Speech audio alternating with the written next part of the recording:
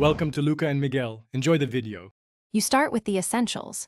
Equip your best rod and load premium bait so each cast has higher spawn weight. This increases rare drop chance.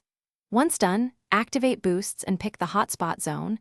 These areas change spawn tables and concentrate rare items. Make your first casts toward visible schools and edges. You're maximizing encounter rate. The why is simple. Better gear and targeted zones alter loot probability, so you turn time into consistent fragment gathering instead of random luck. Once you've landed in the hotspot, settle into a rhythm. Do 3 short casts, then 1 long cast to disturb different spawn layers. This pattern triggers both surface and deep spawns. Make sure to use mobility items to hop between nearby nodes as fragment spawns can migrate.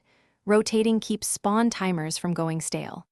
Also, refresh temporary buffs when they expire so your effective drop rates never dip. This method raises per-hour fragment yield by combining consistent coverage with optimized spawn triggering.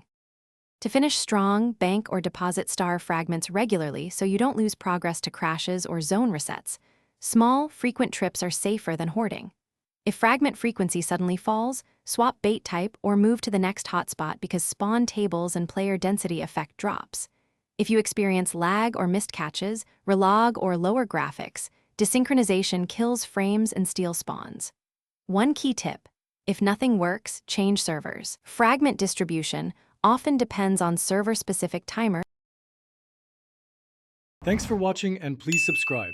It's the best investment you'll ever make.